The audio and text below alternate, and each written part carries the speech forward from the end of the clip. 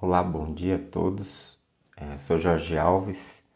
Estamos mais uma vez com nossa série de estudos e reflexões na carta de Paulo aos Romanos. E desde já quero te convidar a abrir a sua Bíblia, seja Bíblia física, seja no seu smartphone, seja no seu tablet, aonde você tiver uma Bíblia. Quero te convidar a dar continuidade à nossa série de estudos. Hoje nós chegamos no capítulo 4 da carta de Paulo aos Romanos e eu vou estar fazendo a leitura e eu vou ler o parágrafo inteiro, né? Então, assim, basicamente hoje eu vou fazer uma exposição do capítulo 4 inteiro. Então, vamos à leitura? Então, capítulo 4, carta de Paulo aos Romanos diz assim: Que, pois, diremos ter alcançado Abraão, nosso pai, segundo a carne?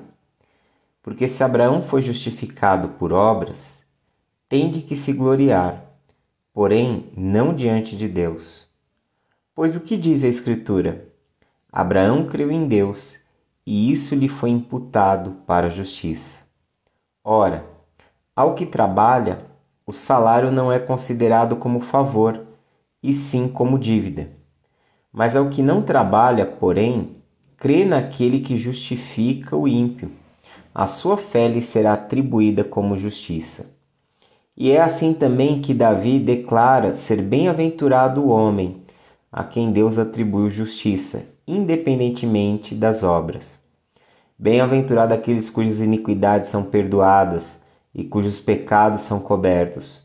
Bem-aventurado o homem a quem o Senhor jamais imputará pecado. Versículo 9.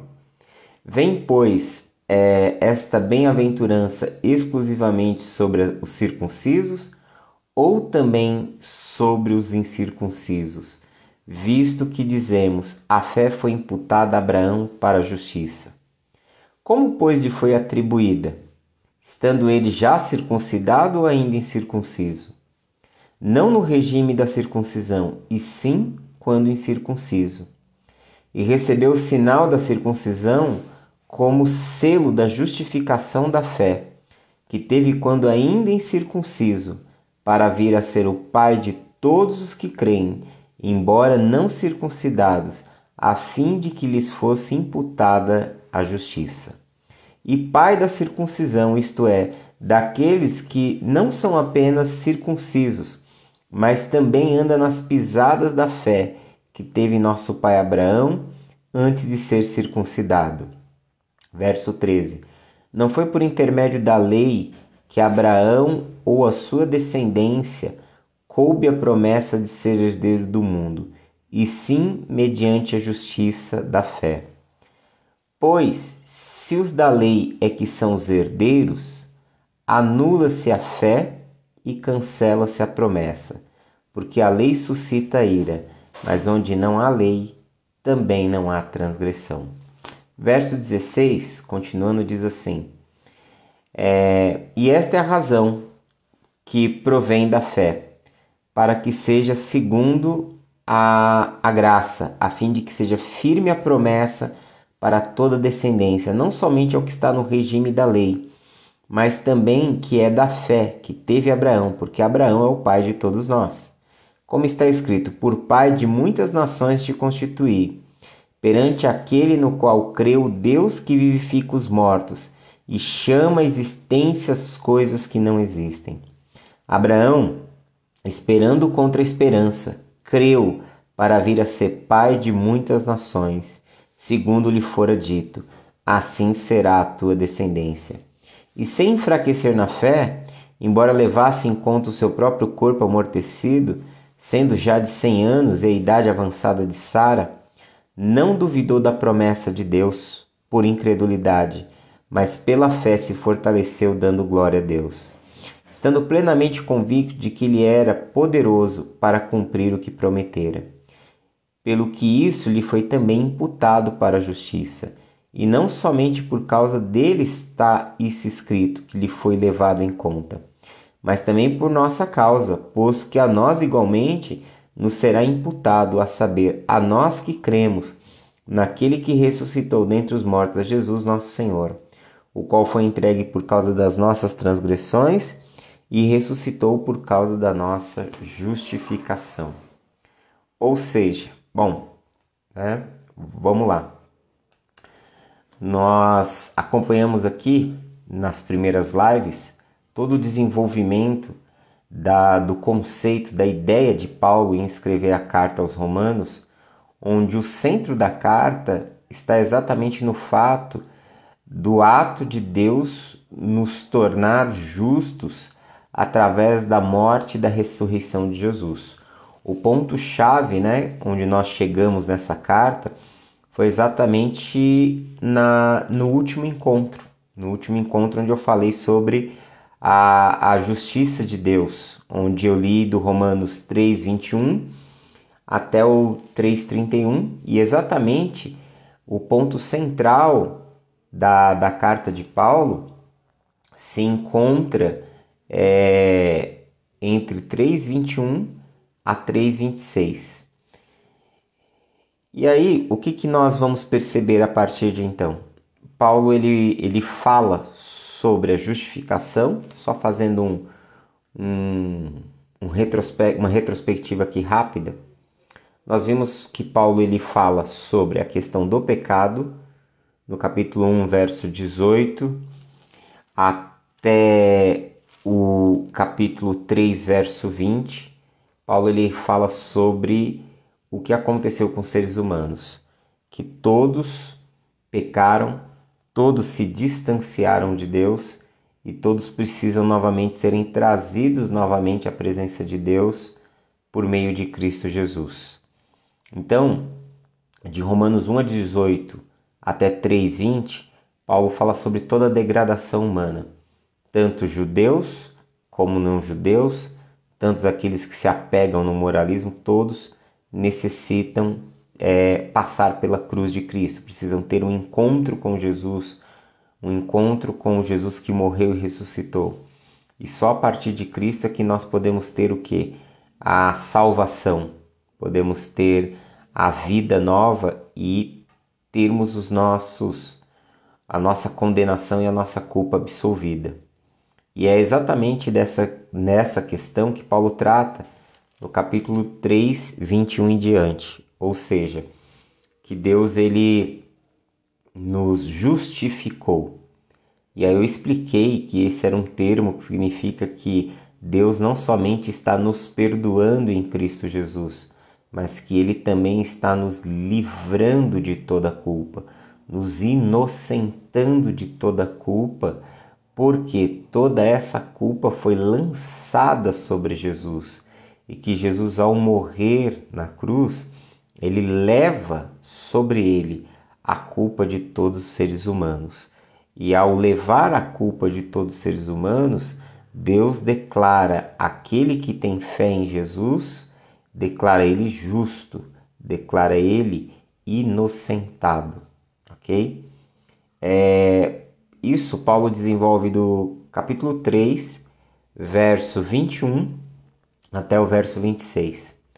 No verso 27 até o verso 31, começa um debate de Paulo, onde ele se utiliza de um recurso literário chamado diatribe, aonde ele começa a fazer uma espécie de conversa de argumentação e contra-argumentação, aonde ele cria um personagem que faz a ele acusações. Logicamente que esse personagem fictício dentro do texto, dentro dessa literatura aqui, ele foi criado trazendo o pensamento da comunidade judaica, do judeu ortodoxo, do judeu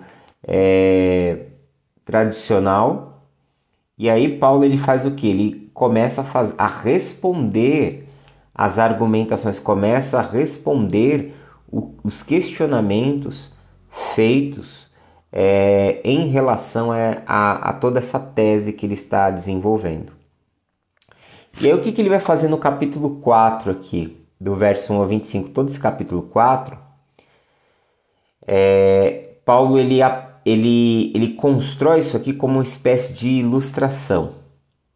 E aí eu preciso deixar claro para você que existe uma influência muito grande no trabalho do apóstolo Paulo, nos escritos do apóstolo Paulo, há uma influência muito grande do movimento rabínico.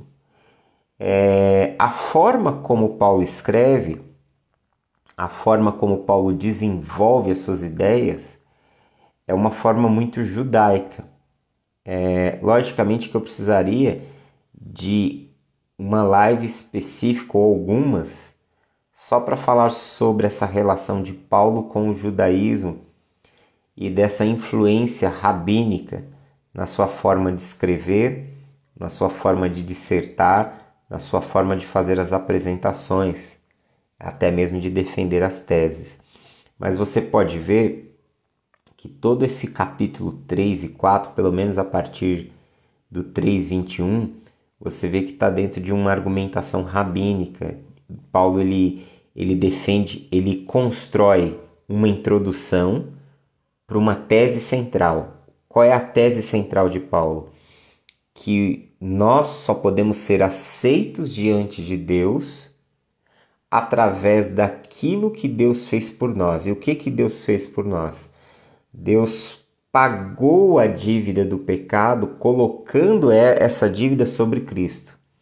Quando Jesus morre na cruz, a dívida da humanidade recai sobre Jesus. A condenação que deveria vir sobre toda a raça humana recai sobre Jesus. Jesus ele leva sobre si a condenação dos homens. Independente da sua interpretação teológica, se você é um calvinista e acha que essa expiação que ele sofre ali é limitada, que ele morreu somente pelos eleitos, independente se você é arminiano, se você acha que essa morte de Jesus é para todos os homens, o que fica de suma importância aqui no registro de Paulo é que os pecados, e pelo que você percebe aqui, ele coloca tanto do judeu como do gentio, do não judeu, de todos. O pecado de todos é colocado sobre Jesus na cruz. É colocado sobre ele. Ele paga a dívida. Quando ele diz está consumado nos evangelhos, significa que ele concluiu essa obra aqui, a dívida foi paga. Então Paulo ele quer defender esta ideia central, de que não há possibilidade de alguém ser aceito por Deus, se tornar justo diante de Deus, sem que essa justiça lhe seja imputada, ela lhe seja dada por Deus, e ela é dada por Deus em Cristo Jesus. Então, como ele constrói esse argumento, essa tese? Primeiro ele faz uma introdução. Nessa introdução ele quer mostrar que toda a raça humana está sob juízo, está debaixo de condenação, e que a partir de então essa justiça que absolve o ser humano, essa justiça se encontra em Jesus, que a partir do momento que uma pessoa ela tem fé em Jesus, fé na obra de Deus através de Jesus, ela experimenta o quê? Ela experimenta essa absolvição. Não é nem perdão, o termo é absolvição mesmo, porque ele passa a ser inocentado de toda culpa. E o que acontece? Por que ele está falando sobre isso? Porque ele está apresentando o evangelho para a igreja em Roma, mas ele também quer lidar e tratar com alguns problemas, principalmente de alguns dos judeus da igreja em Roma, que era formada por judeus cristãos, que acreditavam que a salvação, você deveria e poderia crer em Jesus como Messias, mas você deveria continuar vivendo nas práticas da lei, da Torá de Moisés. E aí Paulo ele quer mostrar que você não se torna justo ou aceito pelas obras da lei, mas você se torna justo e aceito por Deus somente por aquilo que Deus fez através de Cristo. Ou seja, que o sacrifício de Jesus, ele é único, ele é suficiente para nos aproximar de Deus e que nesse sacrifício de Jesus encerra-se todas as coisas, que toda dívida está paga ali. Paulo defende esse conceito depois em Colossenses, quando ele apresenta Cristo, dizendo que na morte de Jesus todo o escrito de dívida dos seres humanos foi pago. E aí o que ele faz? Ele usa agora exemplos no capítulo 4 do Antigo Testamento. Ele vai buscar lá no Antigo Testamento referências para falar de pessoas que receberam essa justiça, que foram tidas como justos, antes mesmo da lei ou sem merecimento. Ele vai pegar aqui dois exemplos. E o que ele faz aqui? Ele faz uma ilustração a partir do Abraão, tá? Exatamente porque Abraão ele é tido como o personagem mais ilustre dos patriarcas de Israel. Querendo ou não, vamos dizer que o povo de Israel nasce a partir de Abraão, porque ele que foi escolhido para ser o pai da comunidade de Israel. Então, ele usa o exemplo do patriarca mais ilustre. Depois ele utiliza o exemplo de Davi, que foi o rei mais ilustre, foi o principal dos reis da monarquia em Israel. Então, em Abraão ele vai querer mostrar uma ideia e em Davi outra. E há duas razões, né, pelas quais Paulo ele escolhe Abraão. Primeiro, exatamente por ele ser o ancestral, por ele ser o pai de Israel, ok? E ele escolhe Abraão em segundo lugar porque os rabinos e a comunidade judaica tinham em Abraão a mais alta estima, a mais alta consideração. Para os judeus, Abraão ele era a síntese, o resumo da justiça. Para a comunidade judaica, Abraão ele é um homem de uma elevação espiritual muito grande, de uma justiça muito grande, entendeu? E por ser tido como alguém que era amigo especial de Deus. Então, Paulo ele se utiliza da história de Abraão com uma perspectiva para mostrar que Deus justificou Abraão, Deus considerou Abraão justo antes da lei e antes de circuncidá-lo. Antes de Deus estabelecer uma aliança com Abraão, antes dele estabelecer uma aliança com o povo de Israel, Deus já estava justificando Abraão.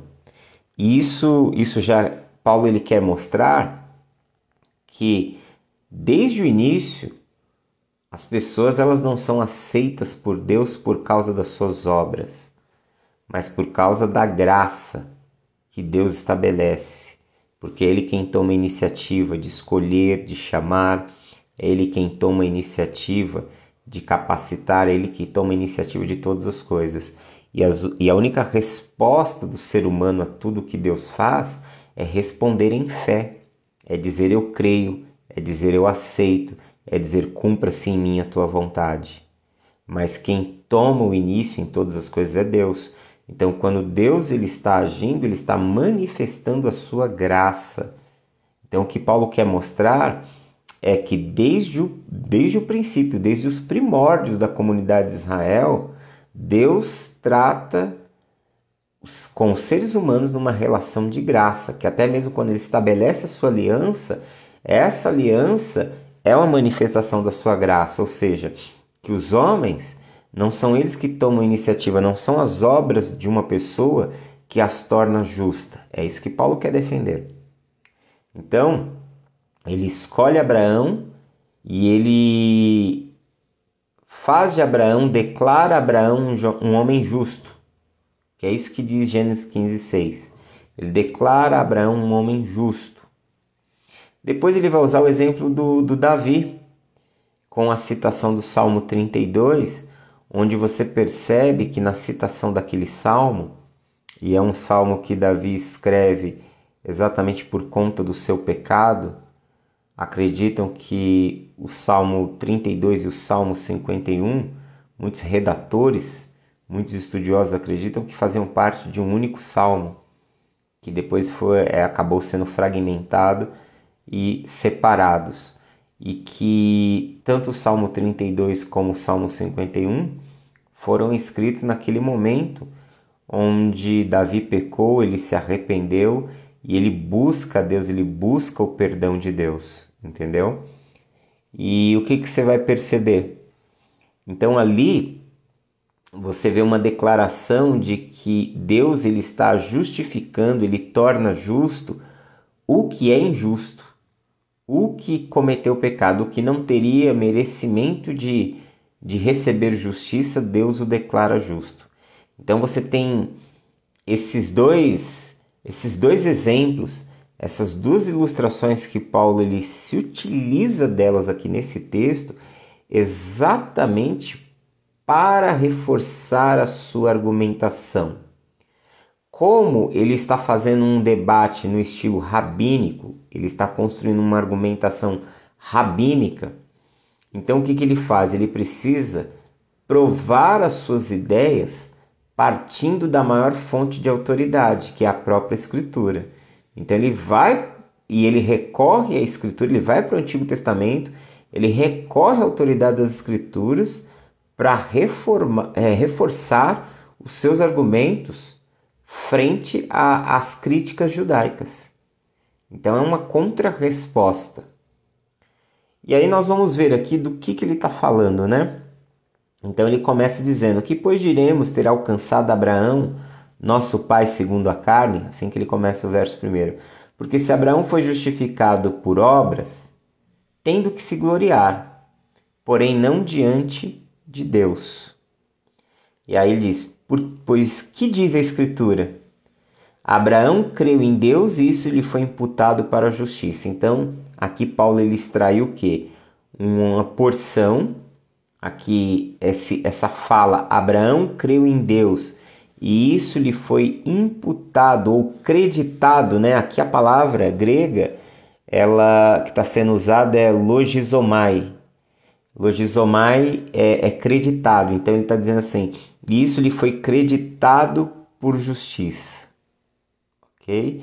Abraão creu em Deus e isso foi lhe creditado, isso foi computado. Essa palavra aqui, no grego, logizomai, ela era uma palavra usada no mercado financeiro. Era uma palavra usada no comércio, era uma palavra usada nos bancos. O que era logizomai? Era exatamente quando você deposita um crédito, um valor financeiro na conta de alguém. Então, uma determinada pessoa, ele faz um depósito para uma outra pessoa, vamos supor, uma pessoa deposita 3 mil reais na conta da outra. Esses 3 mil reais eles foram creditados à conta daquela pessoa. Então o termo era logizomai. Quando ele diz aqui que Abraão creu em Deus e isso lhe foi imputado, lhe foi creditado para a justiça, ele está dizendo que Deus ele colocou um crédito, ele colocou um valor sobre a vida de Abraão, que ele declarou Abraão justo. E tudo isso aqui é uma forma de explicar a nossa justificação. Ou seja, Paulo está usando esse conceito para dizer que em relação às nossas vidas, nós nos tornamos justos, mesmo sendo totais devedores, porque o próprio Deus colocou o valor da nossa dívida. O valor da nossa dívida foi creditado, foi depositado na nossa conta. E aonde ele foi creditado? Ele foi creditado na morte de Cristo. O sangue de Jesus foi a moeda que nos resgatou, nos redimiu. O sangue de Jesus, a morte de Jesus, pagou a nossa dívida, colocou um crédito para que a dívida fosse saldada. Entendeu? Então aqui o termo é usado exatamente nesse aspecto, né? E aí você tem o verso 4 e 5 que diz: ora, ao que trabalha, o salário não é considerado como favor, e sim como dívida. Mas ao que não trabalha, porém crê naquele que justifica o ímpio, a sua fé lhe é atribuída como justiça. Então o que ele quer mostrar aqui? Que uma pessoa pode receber crédito na sua conta de duas formas. Você pode receber o crédito como um salário ou como um presente. Quando você recebe o seu salário, você está recebendo o pagamento de algo pelo qual você trabalhou. Ou seja, quando você trabalha, o seu empregador, ele paga o salário não como um favor, mas como uma dívida. Você trabalhou e porque você trabalhou ele te deve. Então ele tem que pagar, porque você prestou um serviço, você fez uma prestação de serviço e em contrapartida você recebe o salário, e esse salário nada mais é do que um pagamento pelo que você realizou. Mas quando você recebe um presente, o presente é o quê? O presente ele está sempre atrelado a quem deu. O presente, quando recebemos um presente, o valor, a dádiva, a virtude não está em quem recebe. A virtude está em quem dá. Por quê? Porque talvez você não seja o merecedor do presente, mas a bondade daquele que resolveu te dar foi tamanha que ele te presenteou. Quantas vezes nós não pegamos nossos filhos e já falamos: ó, você não merecia, mas eu vou te dar, ó, você não está merecendo, você não foi bem na escola, você não está indo bem nisso, mas eu vou te dar. Quer dizer, onde está a virtude, onde está o grande valor? Está em quem recebe? Não, está na bondade de quem dá. Então, o que Paulo quer mostrar aqui? Que no verso 5, né, onde ele fala que essa justiça, ela não era uma justiça que nós merecemos, não é meritório, é dádiva de quem dá. O verso 5 diz: mas é o que não trabalha, porém crê naquele que justifica o ímpio, a sua fé lhe é atribuída, ou seja, é acreditado, né? Logizomai, é dado como justiça. Então, você vai ver que aqui Paulo ele quer contrapor a ideia rabínica. Qual era a ideia dos rabinos? Que Abraão, ele se tornou um homem justo diante de Deus, ele se tornou um homem a qual Deus estabeleceu uma aliança, porque ele era um homem reto, por causa da sua retidão. Os rabinos, lógico que haviam, não era exatamente uma opinião unânime, mas a grande maioria do pensamento judeu, isso acontece até hoje, tá?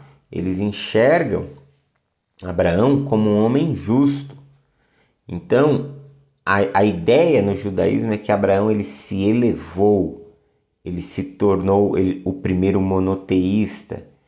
Então, as virtudes de Abraão, as virtudes que ele desenvolveu em sua vida, o levaram a se tornar um homem justo. O judeu enxerga graça nisso? Sim, mas ele enxerga graça onde? Ele enxerga a graça como um potencial divino colocado dentro do ser humano, e esse potencial divino o capacita a tomar a iniciativa para construir a sua elevação espiritual. Então, essa é a essência, vamos dizer assim, ou a base, melhor dizendo, essa é a base do pensamento rabínico. Então aqui a ideia é que Abraão ele foi justificado por causa da sua fidelidade. Ele se tornou um homem justo, Deus lhe deu o status de justo, né, tzadik. Ele se tornou um tzadik diante de Deus porque ele já era um tzadik. Deus reconheceu a justiça que havia em Abraão. Essa é a leitura rabínica, tradicional. Ok? Então, Abraão é um tzadik. É um tzadik porque um justo, né? Porque Deus o considerou justo? Sim, mas Deus reconheceu a justiça que havia em Abraão. E Abraão se tornou justo, recebeu o status de Deus por causa da sua justiça pessoal, por causa da sua fidelidade à Torá. Então, normalmente no Antigo Testamento, a ideia de fidelidade, a ideia de fé, ela está sempre atrelada à fidelidade. Lembra lá de Abacuque? O justo viverá pela fé. Fé ali no sentido que o justo será preservado do dia mau, porque ele obedece a Torá, porque ele pratica os mandamentos, porque ele vive de acordo com os padrões da lei. Esta é a ideia do Antigo Testamento. Essa é a cosmovisão do Antigo Testamento, essa é a cosmovisão do judeu. Paulo introduz aqui uma nova cosmovisão, uma nova interpretação dos fatos. E por que Paulo coloca uma nova interpretação dos fatos, né? Porque pode soar como se ele tivesse sendo um herege ou ele tivesse criando algo ou dando um outro sentido para algo. Hoje, nós temos existe um grupo, né, até de historiadores que afirmam que o cristianismo ele não foi construído por Jesus. Existe um grupo de historiadores e de pesquisadores que afirmam que o idealizador do cristianismo é o apóstolo Paulo, porque primeiro ele foi o primeiro teólogo, o primeiro pensador da igreja. De certa forma ele sistematizou a fé dos discípulos, a fé dos primeiros cristãos, e ao sistematizar isso ele deu novas interpretações. Principalmente os acadêmicos do século XX, início do século XX, tem um debate muito grande, né? Há um debate acadêmico muito grande, dizendo que Paulo ele foi ele que inaugurou o cristianismo exatamente quando esses historiadores e teólogos se debatem com essas questões, que Paulo está dando novas interpretações, novos conceitos para o judaísmo. E isso é um debate assim, gente, que você não tem ideia, enorme, com muitos argumentos e contra-argumentos. Mas o que a gente pode pensar aqui? O que nós podemos perceber é que a releitura de Paulo, a releitura de termos como fé, como lei, ele faz essa releitura a partir de Jesus. O que a gente consegue perceber na teologia, na fé do apóstolo Paulo? Que sim, ele foi criado dentro do movimento judaico, ele recebeu instrução formal, ele estudou com rabinos, ele se tornou um herdeiro dessa tradição interpretativa da Torá, das escrituras hebraicas, né, do Antigo Testamento.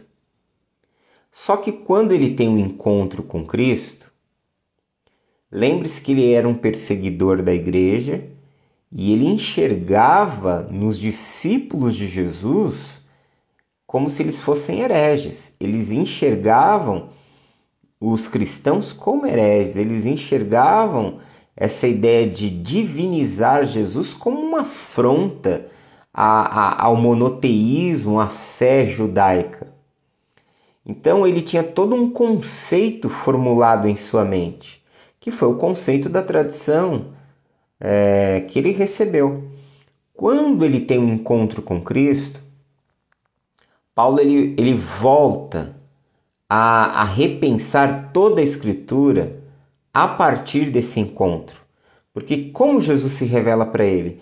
Jesus se revela para ele como Senhor. Jesus se revela para ele como divino. Jesus se revela para ele como Filho de Deus, como Cristo e como o Messias, né? Como o Messias, como o Cristo. E aí o que Paulo faz? Ele passa a reler novamente as Escrituras, olhando com a lente de Jesus, olhando que tudo no Antigo Testamento, na concepção de Paulo, fica muito claro que tudo no Antigo Testamento, que tudo na Torá, as instituições, tudo aponta para Jesus. Então, que Jesus ele se torna o quê? Jesus ele se torna o eixo central, o ponto central de onde todas as coisas acontecem. Porque se tudo aponta para Cristo, e se em Cristo cumpre-se toda a justiça de Deus, é o que ele trabalha aqui na carta aos Romanos, se em Cristo cumpre-se toda a justiça de Deus, quer dizer que toda a releitura do mundo e de todas as coisas tem que ser feita a partir de Jesus. Então Jesus ele dá um novo sentido, dá um novo significado. Jesus reinterpreta toda a Torá e toda a Torá aponta para Jesus. Com isso, nessa mesma carta aqui, vai ter uma declaração de Paulo dizendo assim, o fim da lei é Cristo, que também é um outro termo muito debatido. Se ele está falando que a lei termina em Cristo, se conclui em Cristo, que a partir de Cristo você vive uma nova lei, e existe aqueles que debatem que a ideia que Paulo estava dizendo é que a finalidade da lei era apontar para Cristo. Mas o que você percebe em Paulo é que toda a sua vida, toda a sua cosmovisão, ela é agora moldada pela morte e ressurreição de Jesus. Tudo na vida de Paulo, sua leitura dos textos da Torá, e você precisa lembrar que a Bíblia dessa comunidade, a Bíblia de Paulo, a Bíblia dos apóstolos, assim como a Bíblia de Jesus, era o Antigo Testamento. Então eles passam a reler o Antigo Testamento sob uma nova perspectiva. E que perspectiva é essa? A perspectiva de que as instituições de Israel, de que o Antigo Testamento ele aponta para Jesus, que Jesus ele é o alvo da lei e dos profetas.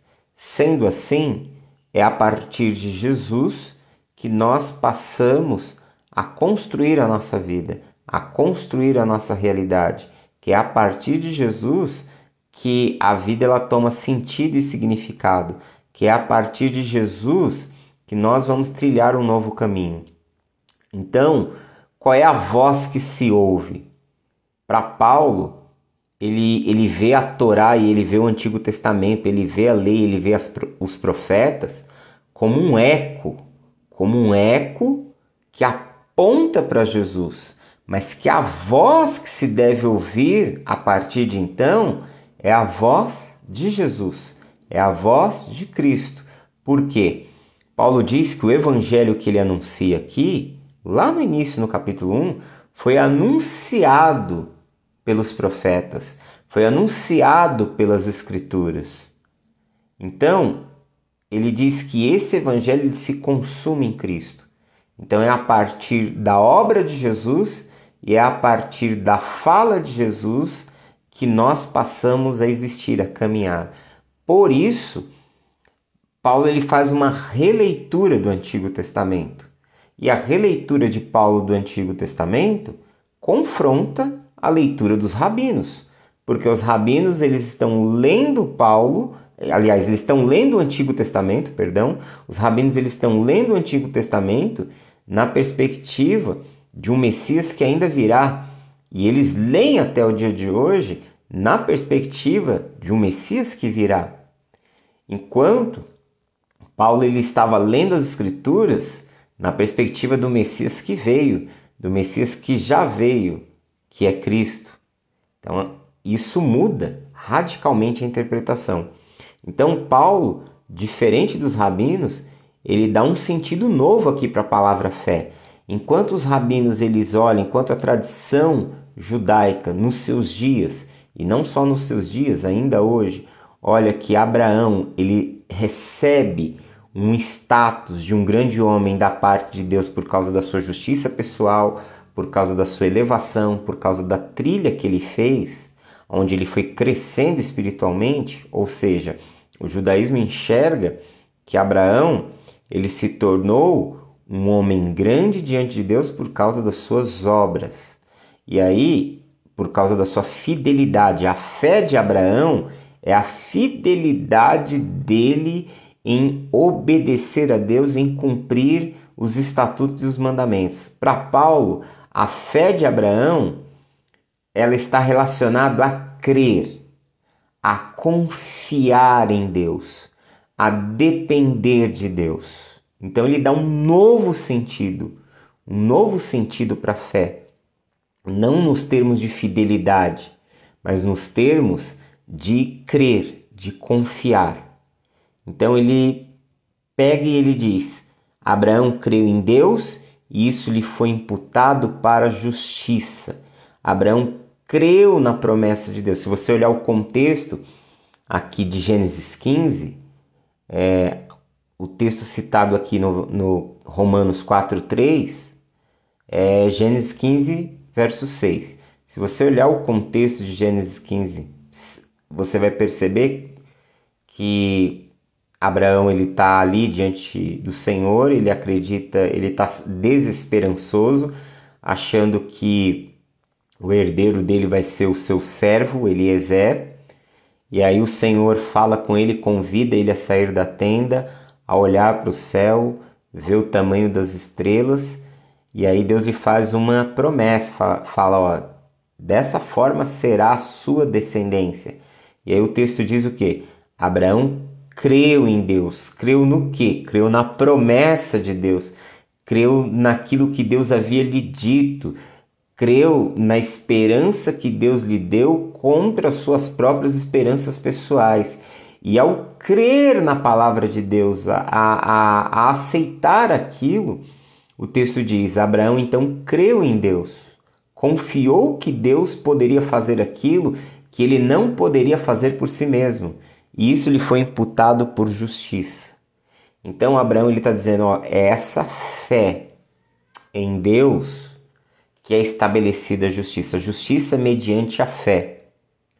Só que Paulo ele vai tornar esse discurso ainda mais complexo, ele ainda vai afunilar isso, porque para que seus ouvintes não acreditem que a fé é o que produz a justificação.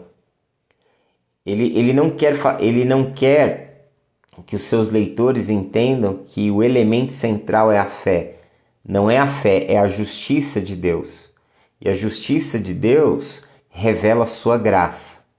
Então agora ele vai pegar uma outra situação no verso 6. Aí no verso 6 ele diz assim, e é assim também que Davi declara ser bem-aventurado o homem a que Deus atribui justiça independentemente de obras. Aí o que ele vai fazer agora? Abraão ele sai de Gênesis 15, 6 e ele vai para o Salmo 32, verso 1 e 2, onde tem essa citação desse salmo aqui. Bem-aventurado aqueles cujas iniquidades são perdoadas e cujos pecados são cobertos. Bem-aventurado o homem a quem o Senhor jamais imputará pecado. Né? E aí agora ele está pegando uma situação bem contraditória. Como eu disse, esse salmo foi escrito por Davi mediante ao pecado que ele havia cometido. E o salmo aqui, ele tem esse momento de confissão, de desespero, mas ele tem um momento onde ele recebe o perdão. Essa estrutura literária do verso 1 e 2, onde diz bem-aventurado aquele cujas iniquidades são perdoadas e cujos pecados são cobertos, está falando exatamente sobre essa capacidade de Deus perdoar, de Deus ter misericórdia, de Deus vir ao encontro daquele que falha. E aí, o que você vai perceber aqui? Que aqui o termo justiça também ele é aplicado dentro desse salmo. Que o conceito da justiça ela é colocada ali. Veja só, o Salmo 32. Bem-aventurado aquele cuja iniquidade é perdoada, cujo pecado é coberto. Bem-aventurado o homem a quem o Senhor não atribui iniquidade. E o que é atribuir iniquidade? É um dos outros, é um outro conceito da palavra logizomai que a gente leu aqui. A gente leu no verso 3, né? Abraão creu em Deus e isso lhe foi imputado para a justiça. Eu disse que a palavra imputada no grego aqui, no verso 3, é logizomai e tem o sentido de colocar um crédito, que tem o sentido de depositar um crédito na conta. Mas aqui também tem um outro sentido. É o sentido de absolvição, de ser inocentado. Então veja só. Bem-aventurado o homem a quem o Senhor jamais imputará pecado. Essa é a leitura do Paulo, do texto da Septuaginta, o texto hebraico, não atribui iniquidade, né? Bem-aventurado o homem cujo Senhor não atribui iniquidade. Essa palavra é a ideia de um fórum. Aqui, Davi, ele está colocando a imagem de um juiz no tribunal. Aqui a ideia é que o injusto está se tornando um justo, porque quando ele diz bem-aventurado o homem cujo Senhor, né? Bem-aventurado o homem a quem o Senhor não atribui iniquidade, não atribui culpa. Então agora, essa mesma palavra de imputação, ela toma o sentido de ser livre da culpa. Então vamos pensar da seguinte forma. Na primeira parte, no verso 3, Paulo ele está dizendo que a justiça de Deus, Deus declara alguém justo mediante lhe dar o crédito. Ele acredita na conta o valor que torna alguém justo. No Salmo 32, ele usa o argumento agora de um juiz, não mais do mercado financeiro. Ele usa agora o termo do seguinte, que a justiça de Deus não só coloca um crédito, não só faz com que as contas de alguém sejam pagas, como a justiça de Deus, ela faz com que uma pessoa se torne inocentada da culpa. Porque aqui a ideia de imputar justiça, imputar é um termo do tribunal, ou seja, Deus está declarando que alguém é inocente. Na live passada, quando eu expliquei sobre o conceito de justificação, eu falei com maior propriedade sobre essa questão. Então somos declarados inocentes. Só que olha só a ideia, olha só a jogada de Paulo, olha a inteligência de Paulo. Ele coloca um justo, o Abraão, como recebendo uma justiça que não provém dele. Uma justiça atribuída por Deus, da qual Paulo quer mostrar que ele não é merecedor. Mas, se o exemplo não é suficiente, vamos pegar Davi em seu pior momento. No momento em que ele pecou, no momento em que ele cometeu um crime, um assassinato, no momento em que ele se arrepende de toda essa atitude louca que se deu sobre a sua vida, e ele experimenta esse perdão e justificação divina, ele experimenta esse cuidado de Deus, essa absolvição. Então Paulo ele pega as duas ideias e as une em um único argumento, entendeu? Ele constrói um único argumento para falar que a justiça de Deus, ela é uma justiça que é aplicada sobre o injusto. Então, com isso ele quer concluir o quê? Que é impossível o próprio Abraão também ter sido justificado pelas obras. Entendeu? E aí surgem 3 argumentos aqui, 3 conceitos, tá? Primeiro, Deus nos credita fé como justiça. Ele coloca, ele nos dá o crédito, ele acrescenta sobre nós. A justiça de Deus nos dá essa conta paga. As suas contas foram pagas em Cristo Jesus. Isso está presente aqui no verso 3, no verso de número 5, né? Quando ele diz, mas ao que trabalha, mas ao que não trabalha e crê naquele que justifica o ímpio, a sua fé lhe é atribuída, lhe é imputada como uma justiça.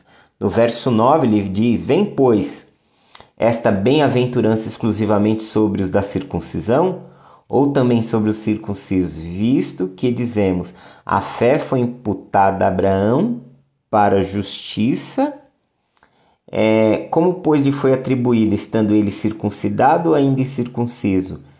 Não no regime da circuncisão, e sim quando incircunciso. Com isso, Paulo ele quer dizer sobre a universalidade da obra de Deus, que aquilo que Deus realizou em Cristo, a justificação, que a nova vida, ela não é um presente para os judeus, é um presente para todos, porque Abraão foi justificado, ele foi tido como justo antes da lei, antes da aliança, antes da circuncisão. Ou seja, ele ainda não era um judeu, vamos dizer, por assim dizer, né? Usando esse exemplo, não é um dos melhores exemplos, mas ele ainda não era povo da aliança. Deus estabelece aliança com Abraão depois de o torná-lo justo.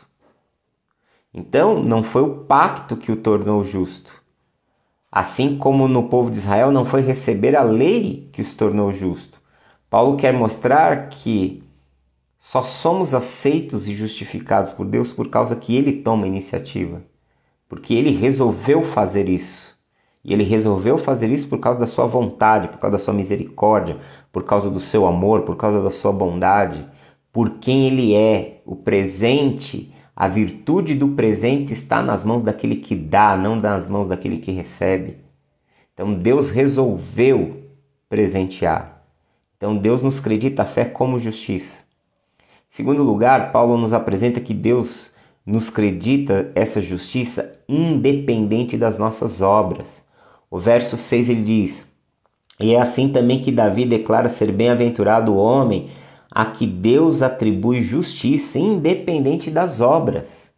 No verso 11, Abraão recebeu o sinal da circuncisão como selo da justiça da fé, que teve quando ainda ele era incircunciso, para vir a ser o pai de todos os que creem, embora não circuncidados, a fim de que lhe fosse imputada a justiça. Ou seja, essa justiça ela foi colocada sobre todos. Essa justiça de Deus não depende das nossas obras, mas está baseada na graça de Deus, na misericórdia de Deus. E aí Paulo ele desenvolve uma terceira ideia aqui, que Deus se recusa a acreditar nossos pecados contra nós, mas em vez disso ele perdoa e cobre. O verso 7, nessa citação do Salmo, diz, bem-aventurado aqueles cujas iniquidades são perdoadas, cujos pecados são cobertos. Qual é essa ideia do pecado ser coberto? De que Deus não se lembra mais, de que Deus jogou para trás, de que isso não faz mais parte da sua vida. Deus ele apagou isso. Ele apagou. Essa é a ideia do Paulo aqui. Bem-aventurado o homem que o Senhor jamais imputará pecado. Ou seja, bem-aventurado o homem que o Senhor não vai lançar essa culpa sobre ele. Eu sei que isso parece muito anormal, até porque eu não sei que tipo de tradição cristã você foi criado, mas talvez essas informações, talvez elas não foram ditas dessa forma, não sei, ou talvez foram, mas esse é o evangelho que Paulo está proclamando, entendeu? Um evangelho que ele está centrado em Deus e em Cristo, da qual quem toma a iniciativa é Deus e de que a obra de Deus em Cristo Jesus, a justificação, que é a ideia que ele está defendendo aqui nesses versos, né? Essa é a tese dessa primeira metade da carta aos Romanos, de que essa justiça, ela não só nos perdoa, né? Como eu disse, que justificação é mais do que perdão. Você recebe perdão por causa da sua culpa, mas o perdão não apaga a culpa. Você é alguém que tem culpa, mas foi perdoado. Você foi perdoado mediante a sua culpa. A justificação não é um ato apenas de Deus perdoar. A justificação é um ato de Deus nos absolver, de apagar a culpa. Você foi perdoado, mas você não tem mais culpa. Você se tornou justo, você não tem mais culpa. Que culpa é essa? É a culpa de Adão, do pecado de Adão? Sim. E essa culpa é a culpa do meu próprio pecado pessoal? Também. A ilógica da graça é que na cruz, Deus me perdoou, Deus perdoou você, Deus tornou você alguém livre de condenação dos pecados, do pecado que você herdou enquanto ser humano. Deus te perdoou dos pecados que você cometeu antes de conhecer a Jesus. Deus te perdoou dos pecados que você comete depois que crê em Jesus. Deus te perdoou de tudo que você pratica e pode praticar de errado na sua vida. Tudo isso foi declarado, decretado, assinado, ratificado na cruz. Por isso o apóstolo Paulo ele fala em Colossenses que na cruz o escrito de dívida que era contra as nossas vidas ele foi rasgado. E aí você pode levantar alguns questionamentos, né? Mas aí você vai falar, poxa, mas quando eu erro hoje, quando eu peco hoje, quando você erra hoje, quando nós erramos hoje, quando nós pecamos hoje, entenda que posicionalmente o perdão de Deus já cobriu isso. Aí você vai me perguntar, então se Deus já me perdoou, por que eu preciso me arrepender? Por que eu preciso confessar a Deus? Por que eu preciso me arrepender? Exatamente, nós precisamos confessar a Deus não por causa de Deus, mas por causa de nós mesmos. O pecado que eu cometo em Cristo Jesus, ele primeiramente, todo aquele que nasceu de novo, todo aquele que teve uma experiência de conversão, uma experiência de novo nascimento, não vive na prática do pecado. O pecado não é algo que faz parte da sua vida, não é um hábito na sua vida. O pecado é uma ação esporádica que acontece por inúmeros fatores que levam uma pessoa a cair. Mas quando ela peca, o seu coração está tomado por profunda tristeza, profundo arrependimento. Ela é uma pessoa que a sua consciência foi liberta, ela não chama o mal de bem, ela chama o mal de mal. E ela sabe que o mal está acontecendo, que ela errou. E aí o que acontece com ela? Logicamente, quais são as consequências dos nossos erros? Bom, existem as consequências de que nós vamos colher aquilo que nós plantamos, mas também existe aquela questão de que quando nós erramos, a nossa consciência ela nos acusa, a nossa consciência ela acende uma lâmpada para mostrar que nós estamos vivendo no erro. E aí o que vai acontecer? Logicamente, nesse interim, nós vamos sofrer uma guerra, um conflito espiritual, nós vamos nos sentir distantes de Deus, vamos nos sentir já sob esse aspecto de ira, de condenação no coração. E exatamente porque nós estamos vivendo essa dimensão angustiante, angustiosa, nós nos voltamos a Deus e confessamos a Ele e nos arrependemos. Por quê? Porque a Escritura diz que se confessarmos os nossos pecados, Ele é fiel e justo para nos perdoar os pecados e nos purificar de toda injustiça.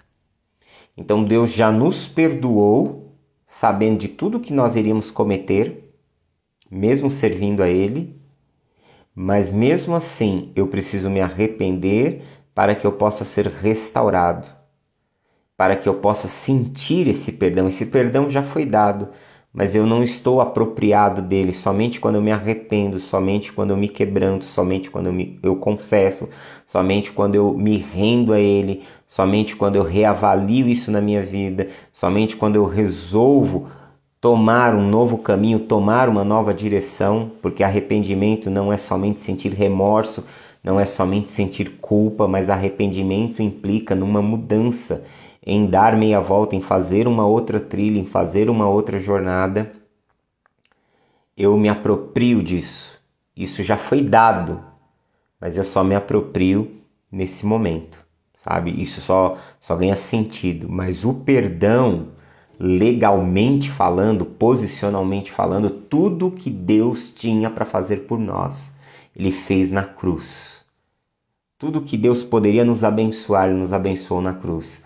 Paulo começa a carta aos Efésios, no capítulo 1, verso 3, dizendo: Bendito Deus e Pai de nosso Senhor Jesus Cristo, o qual já nos abençoou. O verbo ali está no passado, dizendo assim, Ele nos abençoou com toda sorte de bênçãos espirituais nas regiões celestiais em Cristo Jesus. Deus já fez tudo por nós em Cristo.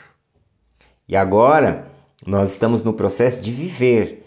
Nesse momento de viver, nessa vivência, nós estamos vivendo aquele processo que é chamado de santificação. Então, entenda que na cruz, Deus te salvou da condenação do pecado. E te salvou, me salvou, nos salvou da condenação do pecado, nos declarando justos, nos declarando inocentes, nos declarando livres de toda a culpa. O martelo, ao invés de bater dizendo que você estava condenado, o martelo bateu dizendo que nós estamos absolvidos.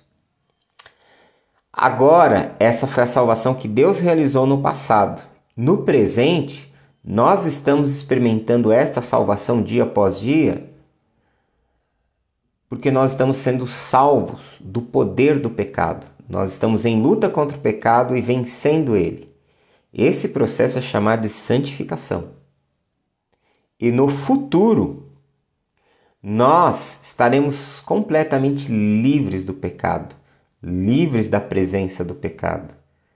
E esse é o estágio final, que é chamado de glorificação. Nesse momento, nós seremos como Jesus é, como Cristo ressurreto é como Senhor. Então, esses são as fases, são os estágios, são os processos pelo qual nós estamos experimentando a salvação. Então, nós fomos salvos e nós estamos sendo salvos. Por isso, Paulo aos Filipenses ele escreve: desenvolver a vossa salvação com temor e tremor. Ué, mas nós já não fomos salvos? Fomos. Fomos e estamos sendo, dia após dia. Então, aqui você percebe que Paulo ele diz o quê? Que ele conclui que nós estamos absolvidos. Essa é a vida do cristão. O cristão não é alguém que anda sob a condenação. O cristão, aquele que creu em Jesus, é alguém que foi absolvido. Aquele que teve fé em Jesus. Com isso ele conclui essa ideia que Deus se recusa a acreditar os nossos pecados contra nós, mas em vez disso ele nos perdoa e cobre. É o que está no verso 7 e 8. E aí o que nós podemos concluir aqui, né? Primeiro, que Abraão não foi justificado pela circuncisão. Do verso 9 ao 12 ele desenvolve essa ideia dizendo: vem, pois, essa bem-aventurança exclusivamente sobre os circuncisos ou também sobre os incircuncisos? Visto que dizemos, a fé foi imputada a Abraão para a justiça. Como, pois, lhe foi atribuída? estando ele já circuncidado ou ainda incircunciso? Não no regime da circuncisão, e sim quando incircunciso. Recebeu o sinal da circuncisão como selo da justiça da fé, ou seja, ele foi circuncidado já como um sinal, como um símbolo de que ele havia sido justificado, de que ele havia se tornado alguém justo pela graça de Deus. Então ele recebe o sinal da circuncisão como selo da justiça da fé que teve quando ainda incircunciso, para vir a ser o pai de todos os que creem, embora não circuncidados, a fim de que lhe fosse imputada a justiça. E pai da circuncisão também, isto é, daqueles que não são apenas circuncisos. Até porque Paulo ele fala nos versos anteriores que o judeu não é o que está circuncidado na carne, mas sim no coração, tá? Então, mas também andam nas pisadas da fé que teve o nosso pai Abraão antes de ser circuncidado. Então ele está dizendo, Abraão é o exemplo para o não-judeu, Abraão é o exemplo para o judeu. E que exemplo ele é? O exemplo de alguém que recebeu a justiça pela fé, que alguém que foi justificado pela fé, que ele foi aceito por Deus, não por causa das suas obras, mas foi aceito em Deus, porque aceitou a vontade de Deus, creu em Deus, confiou em Deus e permitiu que Deus realizasse sua obra em sua vida. Segundo lugar, Abraão não foi justificado pela lei. O verso 13 e 17 nos mostra isso. Não foi por intermédio da lei que Abraão ou sua descendência coube a promessa de ser herdeiro do mundo, e sim mediante a justiça da fé. Pois se os da lei é que são os herdeiros, anula-se a fé e cancela-se a promessa. Porque Deus fez a promessa para Abraão de uma herança inominável, né? Incontável, antes da lei. Aí o verso 14, pois se os da lei é que são os herdeiros, anuncia a fé e cancela essa promessa, porque a lei suscita ira, mas aonde não há lei também não há transgressão. Verso 16, essa é a razão porque provém da fé, para que seja segundo a graça, a fim de que seja firme a promessa para toda descendência, não somente que está no regime da lei, mas também o que é da fé que teve Abraão, porque Abraão é o pai de todos nós. Como está escrito, por pai de muitas nações te constituí, perante aquele no qual creu, o Deus que vivifica os mortos e chama à existência as coisas que não existem. Ou seja, ele está dizendo que o judeu não é exclusivo, mas que a obra de Deus visava alcançar todas as nações da terra. O verso 17 ao 22 diz o quê? Que Abraão ele é justificado pela fé, ok? Que ele recebeu essa justificação por crer em Deus. E a gente pode concluir do verso 23 ao verso 25 sobre a fé de Abraão como sendo o exemplo para a nossa fé pessoal. O verso 23 diz assim, e não somente por causa dele está escrito que lhe foi levado em conta, mas também por nossa causa, posto que a nós igualmente nos será imputado a saber, nós que cremos naquele que ressuscitou dentre os mortos a Jesus nosso Senhor. Quem é que ressuscitou a Jesus dentre os mortos? O Pai. E também nós, não judeus, nós hoje, em todos os tempos, que cremos em Deus e cremos na obra de Deus, cremos naquilo que Deus fez, na morte e na ressurreição de Jesus, nos efeitos que essa morte, essa ressurreição promoveu sobre as nossas vidas, nós também recebemos essa justiça. O verso 25 ele diz, o qual foi entregue por causa da nossa transgressão.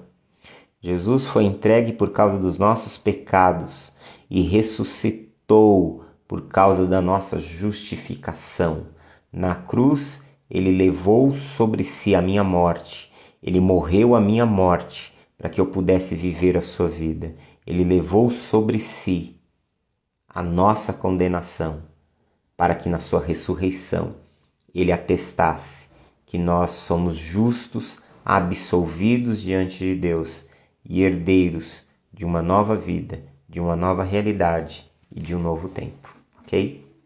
Então, com isso aqui, eu fecho esse parágrafo aqui, capítulo 4 da carta de Romanos.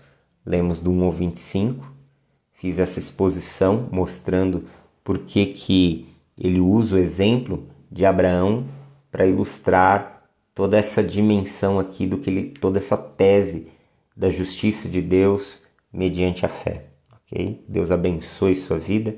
Quero orar com você. Oremos a Deus. Pai, nós te louvamos por tua bondade e graça, te bendizemos pela tua fidelidade, pelo teu amor, por esse tempo aqui reunidos. Peço que abençoe o teu filho, a tua filha, que o Senhor os instrua, os guie, os conduza, mediante a tua graça e amor. Te louvamos e te agradecemos por tudo em nome de Jesus. Amém? Deus te abençoe, tenha uma ótima tarde e até o próximo encontro.